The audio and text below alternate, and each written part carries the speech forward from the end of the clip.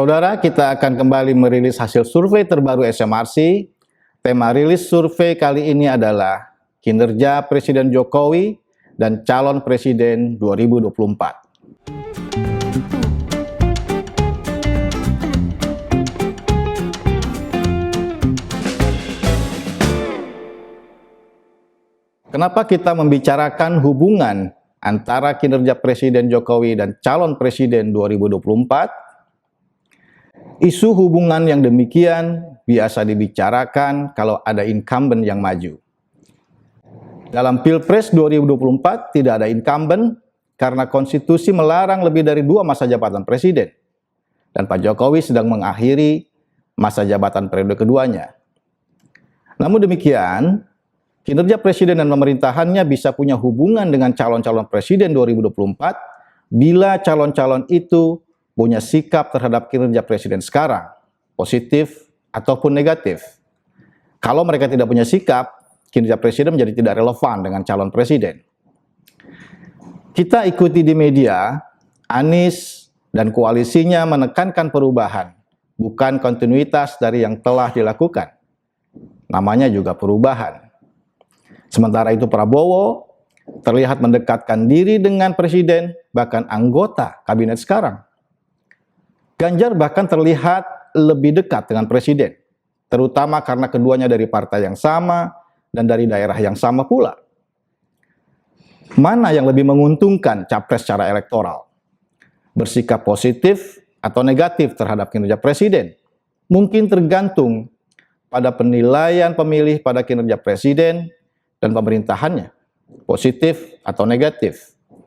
Kalau yang negatif lebih banyak, maka sikap positif pada kinerja pemerintah mungkin tidak menguntungkan capres secara elektoral. Dan demikian juga sebaliknya. Kita akan coba bedah. Pertama, bagaimana kinerja presiden dan pemerintah dilihat dari penilaian publik atas kondisi makro sebagaimana dirasakan publik nasional, yaitu kondisi ekonomi, politik, penegakan hukum, dan kepuasan atas kinerja presiden. Apakah positif atau negatif? Kedua, bagaimana publik menilai siapa yang kira-kira dipercaya paling bisa melanjutkan program-program yang sudah dan sedang dikerjakan presiden. Dan sebaliknya, siapa yang dinilai paling kurang bisa di antara tokoh-tokoh capres itu. Ketiga, bagaimana pilihan capres 3 besar menurut penilaian atas kondisi makro tadi. Terlebih dahulu, perlu saya sampaikan data survei yang digunakan. Dalam survei ini, populasi survei adalah seluruh warga negara Indonesia yang punya hak pilih dalam pemilihan umum, yaitu yang berusia 17 tahun ke atas atau sudah menikah ketika dilakukan. Dari populasi kemudian dipilih sampel secara acak dengan metode stratified multistage random sampling sebanyak 1.220 responden, dan respons rate survei ini ada 87%, yaitu 1.061 responden yang dapat diwawancara secara valid. Margin of error survei dengan ukuran sampel ini diperkirakan plus minus 3,1% pada tingkat kepercayaan 95% asumsi simple random sampling, dan semua responden diwawancara secara tatap muka oleh pewawancara yang telah dilatih. Waktu wawancara di lapangan berlangsung antara 2 sampai 11 Maret 2023 yang lalu. Kami juga telah melakukan validasi terhadap sampel dengan cara membandingkan karakteristik sampel dengan karakteristik populasi dari berbagai variabel demografi, gender, desa kota, usia, agama, etnis, pendidikan, dan juga wilayah. Di sini terlihat bahwa sampel sangat mencerminkan populasi dari berbagai variabel demografi tadi. Maka kita bisa yakin bahwa temuan-temuan survei ini dapat menggambarkan keadaan populasi secara keseluruhan. Kita mulai dengan evaluasi atas kinerja presiden dan pemerintah dilihat dari kondisi ekonomi. Dalam survei ini, kami bertanya kepada masyarakat, responden yang terpilih dalam survei ini apakah ibu atau bapak melihat keadaan ekonomi rumah tangga sekarang ini menjadi lebih buruk, tidak ada perubahan, lebih baik, atau jauh lebih baik dibanding tahun lalu? Dalam pertanyaan ini kita mendapatkan respon, ada 2,6% yang menyatakan jauh lebih buruk, ada 16,4% yang mengatakan lebih buruk, 33,5% mengatakan tidak ada perubahan, dan 40,5% mengatakan lebih baik, 5,2% mengatakan jauh lebih baik, dan ada 1,7% yang tidak menjawab. Untuk menyederhanakan, kita gabung dua kategori, jauh lebih buruk dan lebih buruk digabung, kemudian lebih baik dan jauh lebih baik juga digabung, maka kita mendapatkan ada 45,7% yang menilai lebih baik atau jauh lebih baik, lebih banyak dibanding yang menilai lebih buruk atau jauh lebih buruk, jumlahnya 19%. Dan kita bisa lihat kemudian tren dari respon publik atas pertanyaan tentang kondisi ekonomi rumah tangga sekarang dibanding tahun lalu, karena survei telah dilakukan beberapa kali. Kita lihat di sini yang warna merah adalah sentimen negatif, yaitu mereka yang mengatakan kondisi ekonomi sekarang, kondisi ekonomi rumah tangganya sekarang lebih buruk atau jauh lebih buruk. Kalau kita lihat ya pada Oktober 2020, yaitu di masa awal-awal COVID, sentimen negatif terhadap kondisi ekonomi rumah tangga mencapai 59,9%, sekarang turun menjadi 19%, sudah jauh menurun. Sementara sentimen positif yang berwarna hijau itu naik dari 12,2% di Oktober 2020 menjadi 45,7% pada Maret 2023. Dan posisi sekarang itu hampir sama dengan posisi sebelum ada COVID. Di survei April 2019, ini yang positif mencapai 51,8%, jadi hampir sama posisi pada Maret 45,7%. Sementara yang negatif 18,6% pada April 2019, sekarang 19% di Maret 2023. Jadi bisa dikatakan bahwa kondisi sekarang hampir pulih ke posisi sebelum ada COVID-19. Selanjutnya, kita juga bertanya tentang keadaan ekonomi nasional sekarang dibanding tahun lalu. Ada 20,7% warga yang menilai kondisi ekonomi nasional sekarang lebih buruk atau jauh lebih buruk dibanding tahun lalu. Sementara yang menilai lebih baik atau jauh lebih baik itu ada 44,2%, dan ada 29,9% yang menilai tidak ada perubahan. Yang tidak menjawab ada 5,2%. Dan ini adalah trennya dari survei ke survei, memiliki pola yang hampir sama dengan penilaian atas kondisi ekonomi rumah tangga yang tadi, di mana sentimen negatif itu mengalami penurunan dibanding masa-masa awal COVID yang mencapai 60,3% pada survei Oktober 2020 hingga menjadi 20,7% di survei terakhir pada bulan Maret 2023. Dan posisi sekarang sudah hampir sama dengan posisi sebelum ada wabah COVID. Hampir pulih ke posisi sebelum ada wabah COVID.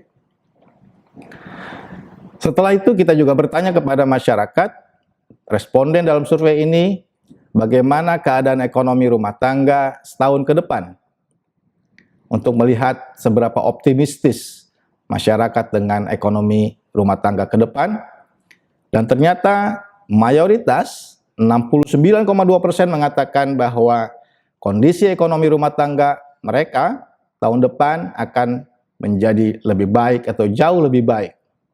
Sementara yang menilai akan lebih buruk atau jauh lebih buruk jumlahnya hanya 6,8%, dan yang mengatakan tidak ada perubahan 16,9%. Jadi umumnya masyarakat merasa optimistis dengan kondisi ekonomi rumah tangga ke depan akan menjadi lebih baik.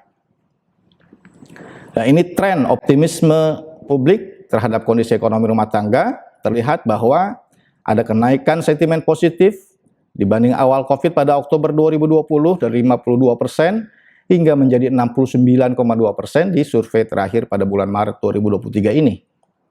Dan posisi sekarang memang belum sebaik sebelum ada COVID, yaitu 72,4% pada survei April 2019, namun posisinya sudah hampir pulih kembali kepada posisi sebelum ada COVID. Setelah itu kita juga bertanya kepada masyarakat tentang kondisi ekonomi nasional setahun ke depan. Jawabannya juga konsisten, di mana mayoritas masyarakat, 64,9%, menyatakan bahwa kondisi ekonomi nasional tahun depan diyakini akan lebih baik atau jauh lebih baik dibanding sekarang.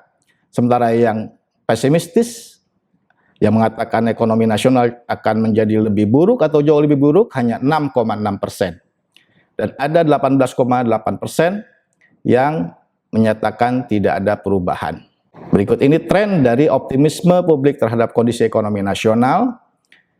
Kita lihat di sini grafik atau yang warna hijau, sentimen positif dibandingkan pada awal COVID pada Oktober 2020 naik dari 49,7% menjadi 64,9% pada survei terakhir.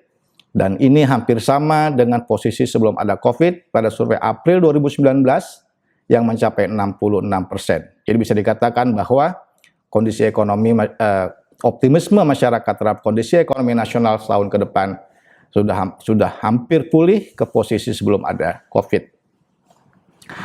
Selanjutnya, bagaimana penilaian publik terhadap kondisi-kondisi makro yang lain?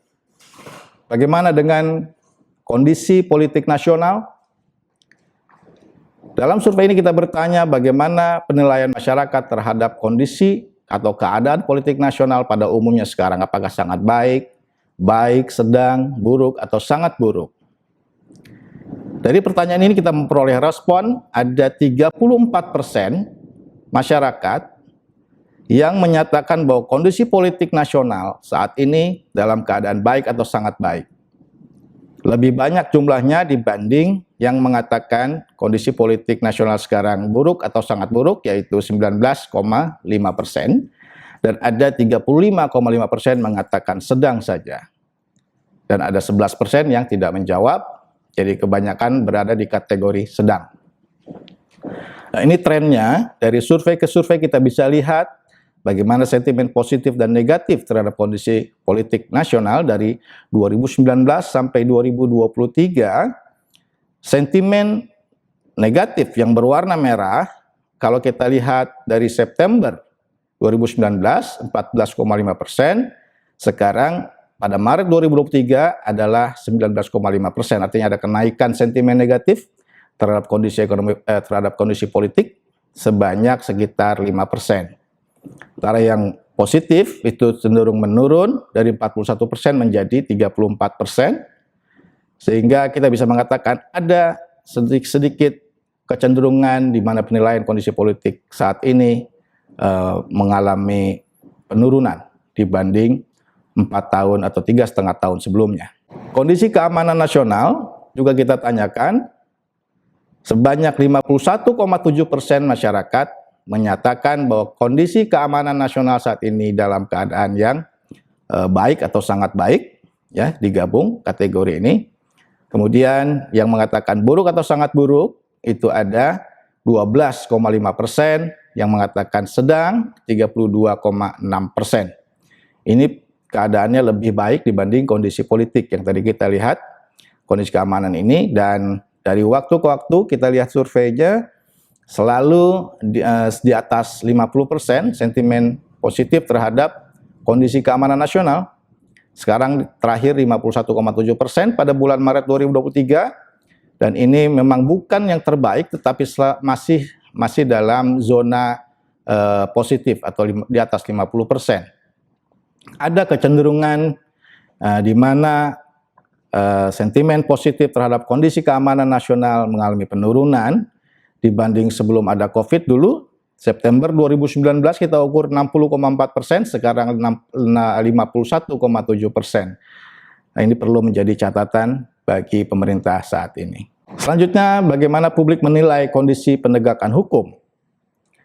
Ada 44,3% masyarakat yang menilai kondisi penegakan hukum nasional saat ini dalam kondisi yang baik atau sangat baik, yang menilai sedang 31,2%, kemudian yang menilai buruk atau sangat buruk ada sebanyak 18,9% dan ada 5,6% yang tidak menjawab. Artinya masih lebih banyak yang mengatakan baik dibanding yang mengatakan buruk kondisi penegakan hukum kita. Selanjutnya kita lihat tren dari evaluasi publik atas kondisi penegakan hukum. Kita lihat yang warna merah yaitu sentimen negatif.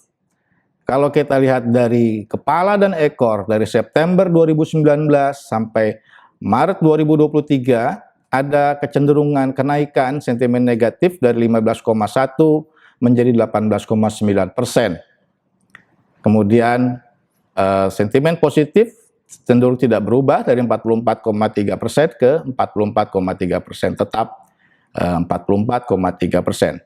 Baik, setelah kita melihat penilaian publik atas berbagai kondisi makro, ekonomi, politik, hukum, keamanan, sekarang kita lihat bagaimana publik menilai kinerja pemerintah di bawah Presiden Jokowi.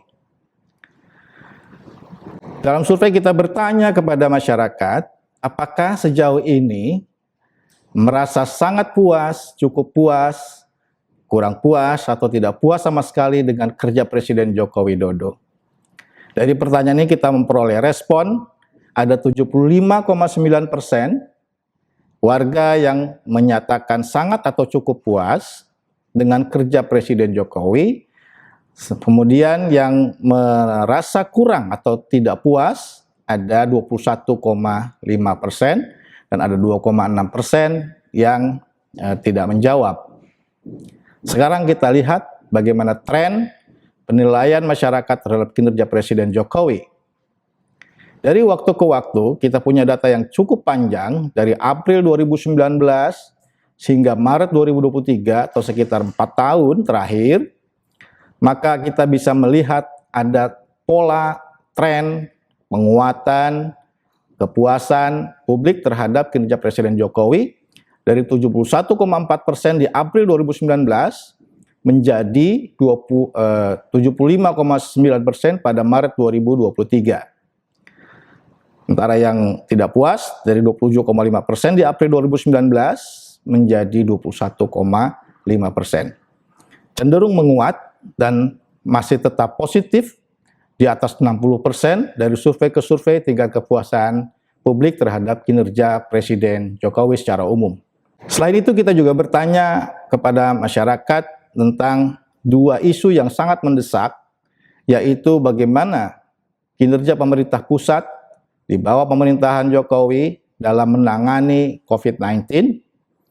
Kita memperoleh di sini ada 74,5% warga yang merasa sangat atau cukup puas dengan kerja Presiden atau pemerintah pusat dalam menangani COVID-19. Yang tidak puas atau kurang puas jumlahnya lebih kecil, yaitu 21%.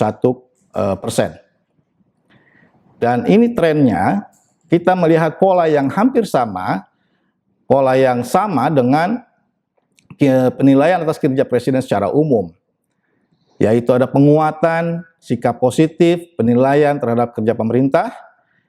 Kita ukur pertama kali pada Oktober 2020, saat itu ada 60,7% yang merasa puas atau sangat puas dengan kerja pemerintah menangani COVID-19. Sekarang 74,9%, naik secara signifikan. Kemudian juga kita tanyakan tentang kerja pemerintah pusat menangani pemulihan ekonomi akibat COVID-19. Di sini ada 71,8% warga yang merasa puas atau sangat puas dengan kerja pemerintah pusat menangani pemulihan ekonomi akibat COVID-19. Yang kurang atau tidak puas jumlahnya lebih sedikit, yaitu 24,6%. Dan trennya, lagi-lagi kita lihat di sini, ada pola yang sama di mana yang merasa sangat atau cukup puas itu mengalami kenaikan dari waktu ke waktu. Saudara, kita sudah lihat bagaimana publik menilai kinerja pemerintah dan presiden. Tadi kita saksikan bersama, publik secara umum merasa sangat atau cukup puas, dan publik juga secara umum masih percaya bahwa pemerintah bekerja baik untuk dua isu yang sangat mendesak, yaitu COVID-19 dan krisis ekonomi. Selanjutnya, supaya lebih sederhana, kami membuat indeks penilaian publik atas kondisi-kondisi makro dan kinerja pemerintah. Nah, untuk membuat indeks tersebut, pertama-tama kami melakukan analisis faktor. Hasilnya sebagai berikut. Item-item pertanyaan yang tadi kita bahas satu persatu dalam analisis faktor terbagi menjadi 3. Faktor pertama adalah kinerja pemerintah. Faktor kedua adalah penilaian terhadap kondisi ekonomi. Dan faktor yang ketiga adalah penilaian atas kondisi politik, penegakan hukum, dan keamanan. Selanjutnya kita lihat bagaimana skor penilaian publik untuk masing-masing faktor. Pertama, faktor ekonomi. Dalam skala 0 sampai 100, maka indeks penilaian atas kondisi ekonomi bernilai 62,64. Nah, kalau kita bagi dua kategori, 0 sampai 50 cenderung buruk, kemudian di atas 50 sampai 100 cenderung baik, maka 62,64 ini cenderung berada di kategori cukup baik. Kemudian ini adalah indeks untuk faktor kondisi politik, hukum, dan keamanan. Dalam skala 0 sampai 100, di mana 0 sangat buruk, 100 sangat baik, kita memperoleh indeks kondisi politik, hukum, dan keamanan nilainya 57,37. Masih di atas 50 sebagai cut-off antara baik dan buruk. Namun demikian kalau dibanding dengan kondisi ekonomi, maka penilaian atas kondisi politik, hukum, dan keamanan relatif lebih rendah. Berikutnya, ini adalah indeks faktor kinerja pemerintah. Dalam skala 0 sampai 100, maka indeks kinerja pemerintah bernilai 66,32. Di atas 50 artinya cenderung baik, dan di antara 3 faktor ini adalah penilaian yang lebih baik. Selanjutnya, berdasarkan indeks masing-masing faktor, kami membuat satu buah indeks komposit, yaitu indeks gabungan dari ketiga faktor yang kami sebut sebagai indeks ekonomi politik. Namun sebelumnya, perlu saya tunjukkan bagaimana korelasi atau hubungan antar ketiga faktor tadi. Nah, ini adalah korelasi antar faktor, di mana ketiga faktor itu terlihat saling berkorelasi positif dan signifikan, sehingga punya dasar yang valid untuk bisa digabungkan menjadi satu buah indeks gabungan atau indeks komposit. Lalu bagaimana skor umum penilaian publik terhadap kondisi ekonomi politik, yaitu indeks komposit ini, hasilnya adalah sebagai berikut. Dalam skala 0 sampai 100, di mana 0 sangat buruk dan 100 sangat baik, maka indeks ekonomi politik bernilai 62,11. Artinya masih di atas 50, cenderung baik. Dan kemudian kita ingin lihat bagaimana hubungan antara kondisi ekonomi politik atau kinerja pemerintah dengan calon-calon presiden 2024. Hasilnya seperti ini. Kalau indeks ekonomi politik kita bagi dua kategori, di mana indeks 0 sampai 50 artinya buruk atau negatif, kemudian 50,1 atau di atas 50 sampai 100 itu bernilai artinya baik atau positif, maka kita mendapatkan ada 79,6% warga yang berada di kategori baik atau positif, atau menilai kondisi ekonomi politik, kinerja pemerintah dalam keadaan yang positif. Dan kemudian kita lihat hubungannya sekarang. Mereka yang menilai positif, pemilih yang positif menilai kinerja pemerintah yang jumlahnya 79,6%, sangat besar ini, cenderung memilih Ganjar dibanding Prabowo atau Anies. Ganjar mendapat 40% dukungan dari pemilih yang menilai positif.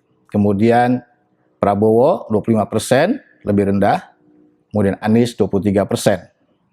Sementara pada kelompok pemilih yang bersikap atau menilai negatif kinerja pemerintah yang jumlahnya 20,4% ini cenderung lebih memilih Prabowo atau Anies dengan selisih yang tidak terlalu jauh berbeda, sementara Ganjar hanya 19%. Saudara, tadi kita sudah lihat bagaimana berdasarkan kategorisasi indeks ekonomi politik, publik pada umumnya tadi 79,6% menilai secara positif kinerja pemerintah, dan penilaian tersebut berasosiasi kuat dengan calon presiden 2024. Selanjutnya kita lihat bagaimana opini publik tentang siapa capres yang dipercaya dapat melanjutkan program-program pemerintahan Jokowi dan siapa yang tidak. Dalam survei ini kami bertanya, menurut penilaian masyarakat, siapakah di antara nama-nama calon presiden berikut yang paling bisa melanjutkan program-program yang telah dijalankan oleh pemerintahan Presiden Jokowi, misalnya program IKN, kemudian pembangunan infrastruktur seperti jalan tol, bendungan, bandara, pelabuhan, dan lain-lain. Dari pertanyaan ini, kita memperoleh ada 35,8% yang paling banyak disebut sebagai capres yang bisa melanjutkan program-program pemerintahan Jokowi adalah Ganjar Pranowo. Selanjutnya baru Prabowo Subianto. Sementara Anies hanya dapat 20,5%. Hanya 20,5% masyarakat yang menilai Anies akan bisa melanjutkan program-program pembangunan yang telah dilakukan oleh Presiden Jokowi. Perlu juga saya sampaikan bahwa dalam simulasi atau pertanyaan ini kita mau memberikan daftar nama, ada 5 nama dengan pertimbangan bahwa nama-nama ini kita nilai punya potensi yang besar untuk menjadi presiden atau calon presiden berdasarkan aspirasi publik, ya terutama Ganjar, Prabowo, dan Anies, dan juga karena berdasarkan kekuatan partai di parlemen. Kita tahu ada 3 partai yang besar. Pertama itu PDI Perjuangan, ya, pemimpin atau tokoh elitnya itu kita masukkan di sini Puan, walaupun Ganjar sama-sama dari PDI Perjuangan, tapi kita tahu bahwa Ganjar bukan elit utama, elit utamanya adalah Puan Maharani. Kemudian dari Golkar kita masukkan Airlangga Hartarto. Selanjutnya kita juga menanyakan kepada masyarakat pertanyaan yang sebaliknya. Mana capres yang kemungkinan tidak akan melanjutkan program-program Jokowi? Dari 5 nama ini, maka yang paling banyak disebut sebagai capres yang kemungkinan besar tidak akan melanjutkan program yang dijalankan oleh pemerintahan Jokowi adalah Anies Baswedan, 21,3%. Kemudian yang kedua Puan Maharani, 17,4%, Prabowo 15,4%, ada Ganjar 9,6%, dan Airlangga Hartarto 8,6%. Dari pembahasan ini, maka dapat kita simpulkan bahwa kondisi ekonomi politik secara nasional saat ini dalam keadaan yang cukup positif. Dalam skala 0 sampai 100, indeks ekonomi politik nasional kita adalah 62,11. Dan jika indeks penilaian publik ini dibagi menjadi 2 kategori, 0 sampai 50 adalah kategori buruk, kemudian di atas 50 sampai 100 kategori baik atau positif, maka secara umum publik nasional yaitu 79,6% memberi penilaian yang positif terhadap kondisi ekonomi politik atau kinerja pemerintah sekarang. Selanjutnya, temuan survei yang juga sangat penting dalam survei ini adalah bahwa penilaian atas kinerja pemerintah berhubungan signifikan dengan calon-calon presiden. Ada asosiasi yang kuat antara evaluasi pemilih atas kondisi ekonomi politik nasional dengan preferensi mereka terhadap Capres 2024. Pemilih yang positif dalam menilai kinerja pemerintah, jumlahnya tadi 79,6% cenderung memilih Ganjar daripada Anies atau Prabowo. Sebaliknya pemilih yang kurang positif dalam menilai kinerja pemerintah cenderung memilih Prabowo atau Anies. Sejalan dengan itu, hasil survei juga menunjukkan bahwa Ganjar Pranowo adalah tokoh atau capres yang paling banyak dipercaya sebagai capres yang bisa melanjutkan program yang telah dijalankan oleh pemerintahan Presiden Jokowi. Sebaliknya Anies Baswedan paling banyak disebut sebagai capres yang kemungkinan besar tidak akan melanjutkan program pemerintahan Jokowi.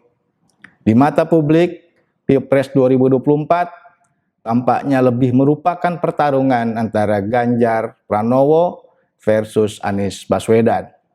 Demikian rilis survei SMRC kali ini. Kita akan ketemu kembali dalam rilis survei selanjutnya. Terima kasih.